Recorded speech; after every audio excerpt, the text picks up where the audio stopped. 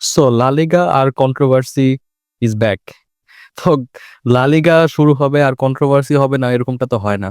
গত 4-5 সিজন ধরে লা লিগার রেফারিং নিয়ে প্রত্যেকটা মানুষেরই একটু প্রত্যেকটা ক্লাবের ফ্যানদেরই আর কি একটু অভিযোগ আছে। অ্যান্ড সত্যি বলতে অভিযোগটা আর কি ফালাই দেওয়ার মতো না। রেফারিং আসলেই লা লিগার অনেক মানে অনেক ড্রপ হইছে, লেভেল অনেক ড্রপ হইছে, অনেক ফালতু ডিসিশন আমরা দেখছি, অনেক মানে আননেসেসারি ডিসিশন আমরা দেখছি। গত সিজনেও আমরা বড় বড় ম্যাচও দেখছি, এল ক্লাসিকোতেও দেখছি। অ্যান্ড আমরা ছোটখাটো ম্যাচে তো হয় অনেক সময়, আমরা যখন ছোট টিমে, আমরা তো লা লিগার মিড টেবিল টিমের ইগুলা দেখি না, সো বলা যায় না যে ওইখানেও কি হয়। বাট হয় কন্ট্রোভার্সি রেফারিং নিয়ে, এই বছরও শুরু হয়ে গেছে আগের আগের মতোই। বাট সত্যি বলতে গতকালকের ম্যাচ নিয়ে আমার ম্যাচের রেফারিং নিয়ে এত অভিযোগ নাই। এখন বলতে পারেন যে আপনি বার্সেলোনা ফ্যান দেখে আপনার বার্সার পক্ষে কথা বলবেন না। দেখেন, আপনি যদি রুল বুকের দিকে, ফুটবলের রুল বুকের দিকে তাকান, এন্ড আপনি যদি কালকে ডিসিশন গুলা দেখেন, একটাও একটা দুই একটা ডিসিশন ছাড়া কোনোটাই আর কি আনফেয়ার ছিল না।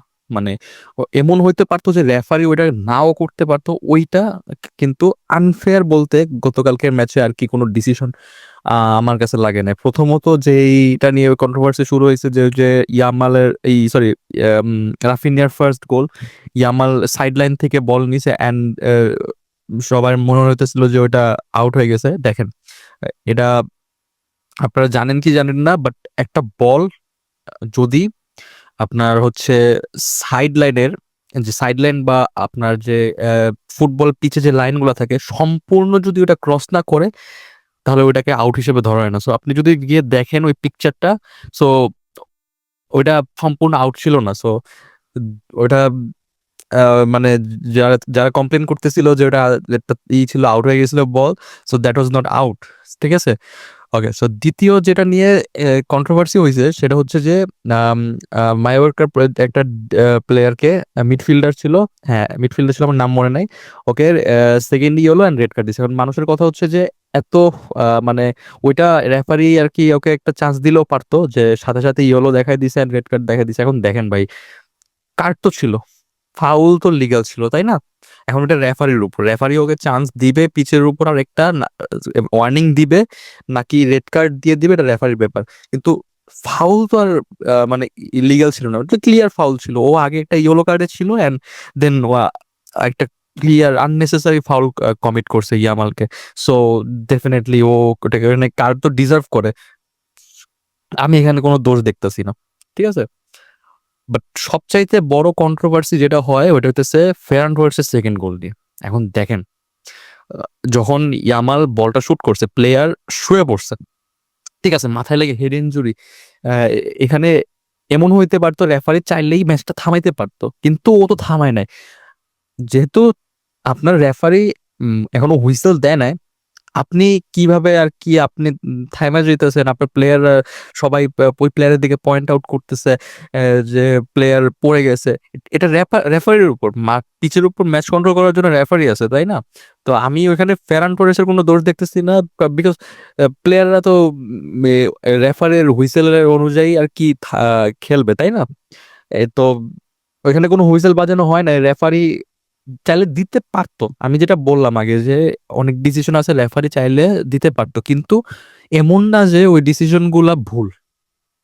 রেফারি যেগুলো নিয়েছে এমন না যে ভুল, ফুটবল রুল বুকের অ্যাকর্ডিং ডিসিশন গুলো সব কিছু কারেক্ট ছিল। একটা একটা ডিসিশন নিয়ে আমি আপনাদেরকে বলবো, যেটা নিয়ে আর কি অনেকের অনেক দ্বিমত আছে, অনেক কি তর্ক বিতর্ক আছে, বাট এটা নিয়ে পরে বলি।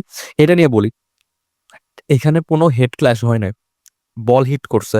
এন্ড আপনি যদি দেখেন গোলটা, ওই ওই ইনসিডেন্টটা কয়েক সেকেন্ডের মধ্যে হয়ে গেছে, 4-5 সেকেন্ডের মধ্যে হয়ে গেছে। সো একটা প্লেয়ার মাথায় বল লেগে ডাউন হয়ে গেছে, সো রেফারি সাথে সাথেই তো আর হুইসেল দিবে না, তাই না?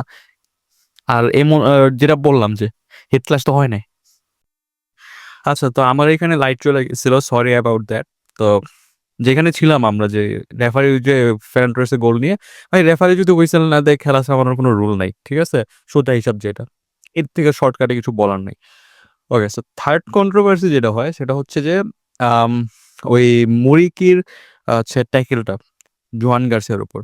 আপনি যদি মনে করেন যে that was not a red card, football আপনার জন্য না ভাই, ফুটবল থেকে ছাইড়া দেন, ঠিক আছে?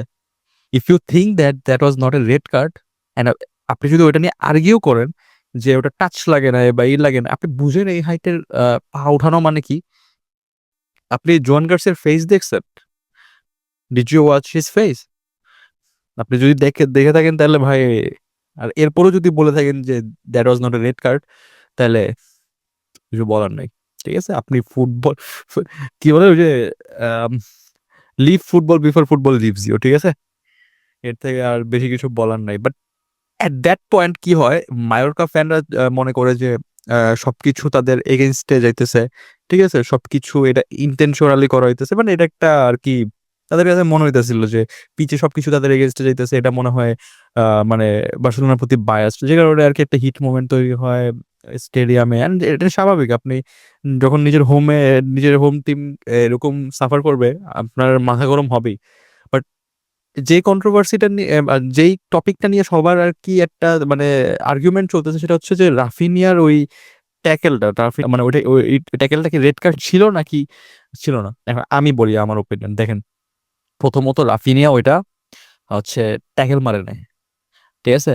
রাফিনিয়ার ওইটা ও ট্যাকেলই করতে গেছিল, বাট লাস্ট মোমেন্টে ও স্লিপ করে গেছে, ঠিক আছে?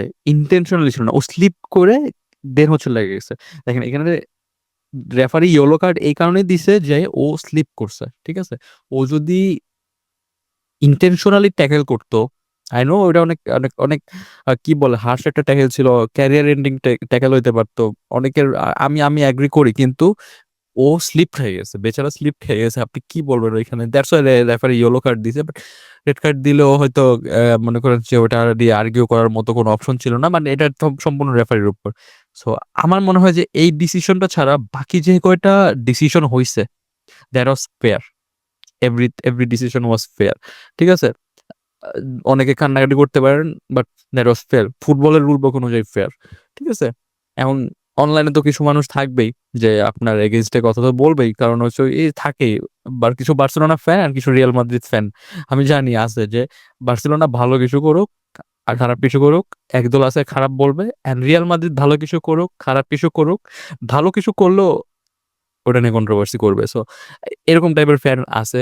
টক্সিক পিপল তো ভাই, পুরো টক্সিক পিপল দিয়ে ভরা পৃথিবী। সো ওদেরকে নিয়ে কিছু বলার নাই। বাট লেটস টক অ্যাবাউট যে বার্সেলোনার পারফরমেন্স নিয়ে আমি কতটুকু সন্তুষ্ট। দেখেন, প্রথমত আম, জোয়ান গার্সিয়ার উপর আমি খুবই ইমপ্রেসড, আমি প্রি সিজনেও বলছি, but this is the first competitive match আমি জোয়ান গার্সিয়াকে দেখছি, and he will be the কি ফ্যাক্টর। আমরা যদি মেজর কিছু জিতি এই সিজনে, হি উইল বি দ্য কি factor, he will be the main man অনেক বড় বড় ম্যাচের, ঠিক আছে? এটা লিখে রাখেন। অ্যান্ড এছাড়া যেটা লাগছে যে কালকে একটু ডিফারেন্ট আর কি অ্যাপ্রোচ লাগছে আমার টিমের, বিকজ পেদ্রি একটু মনে করেন যে একটু উপরে খেলতেছিল। নর্মালি আমরা দেখি পেদ্রি একটু ডিপ খেলে, তাই না? হাফ লাইনে একটু নিচে খেলে বা হাফ লাইনেই থাকে, বাট পেদ্রি কালকে হাফ লাইন দিয়ে একটু বেশি উপরে ছিল। ডিয়ং কালকে থার্ড ব্যাক হিসেবে খেলছে, বিকজ উই অল নো যে আরো হর একটু বল ডিস্ট্রিবিউশন অ্যান্ড এইসব নিয়ে প্যারা আছে, কিন্তু পেদ্রি ওয়াজ হাফ লাইনের উপরে, ঠিক আছে? আমি যদি পেদ্রির হিট ম্যাপটা আপনাদের দেখাই, সো এখানে দেখলে বুঝতে পারবেন যে পেদ্রির পজিশন কি ছিল কালকে। ওকে, সো এছাড়া হচ্ছে আমি উম, ড্যানি অলমোর পারফরমেন্স দিয়ে খুবই স্যাড, বিকজ যখন ফার্মিন লোপেজ ক্লিক করতেছিল না হাফ টাইমের আগে, সো এভরিওয়ান ওয়াজ এক্সপেক্টেড যে ড্যানি অলমো আসলে হয়তো পিচটা একটু খুলবে, একটু হইলেও আর কি। যে ড্যানি অলমো তো স্পেস ক্রিয়েট করতে জানে, is that type of player, pitch একটু হইলেও খুলবে, বাট ও সাফার করতেছিল অ্যাজ লাইক ফার্মিন লোপেজ। তো তাছাড়াও বাদ দিই। আর রাশফোর্ডের কথা, অনেকে রাশফোর্ড নিয়ে এখন এই আর কি কি বলে গালাগালি করতেছে, মকরি করতেছে যে ইউনাইটেডের রাশফোর্ডে ধরাই দিছে ইয়ে তো। ভাই এটা তো ইউনাইটেডের রাশফোর্ড, তাই না? এটা তো আর আমেরিকার রাশফোর্ড আসবে না। যাই হোক, একটু সময় দেই, ঠিক আছে?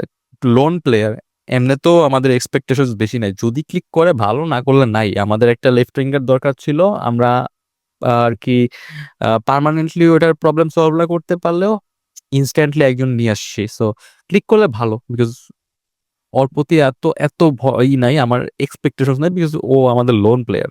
আপনাদেরও বলবো যে এত এক্সপেকটেশন রাখেন না। আর এই রাফিনিয়ার ওপেনার সিজনের প্রথম গোল রাফিনিয়া করছে, লামিন ইয়ামালের অ্যাসিস্টটাকে, it is a dream start যে এই, আমি জানি অনেকের ইচ্ছা ছিল যে ফার্স্ট গোলটা লামিনের অ্যাসিস্ট থেকে রাফিনিয়ার গোল আসুক। And রাফিনিয়াকে নিয়ে কি বলবো, new season, the same old Raphinha. I hope he wins the ballon d'Or, ঠিক আছে, আমার শুরু থেকে ballon d'Or shout Raphinha. And I hope এই সামনের সেপ্টেম্বর মাসের 9-10 তারিখে Raphinha, I hope he will win the ballon d'Or. ওটা নিয়ে আলাদা ডিসকাশন হবে, ঠিক আছে। বাট ওভারঅল যদি বলতে যাই, ও হ্যাঁ, আমি লামিন ইয়ামালকে নিয়ে কথা বলিনি। সো লামিন ইয়ামালকে নিয়ে কি বলবো ভাই, কি মানে লাস্ট মোমেন্ট পর্যন্ত ওই যে ওই মায়োরকার প্লেয়ারের সাথে ক্ল্যাশ লাগা পর্যন্ত, লাস্ট মিনিট পর্যন্ত হি ওয়াজ চিল, ঠিক আছে, ও চিল ছিল।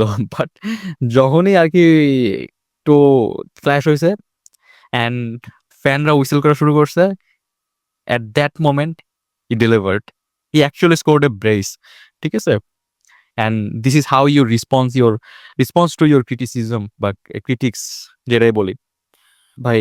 আমার আমার এখন ওই মোমেন্টটা ভাসতেছে যে ইয়ামালের পায়ে বল গেল,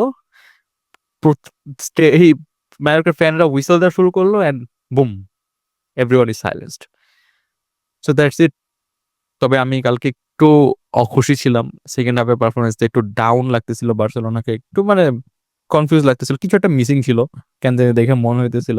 আমি ইনিগো মার্তিনেজ একটু মিসিং, ওই টাইপের বল, যেসব ইনসাইড বলগুলো ইনিগো দিতে পারতো, আর ওগুলো পারে না। সো ওইটা একটু মিসিং আছে। But I hope this is the high time to আরোহ, যে ভাই আরোহর পারফরমেন্স করতেই হবে, এখন কোনো অপশন নেই, হি হ্যাজ টু পারফর্ম, ঠিক আছে।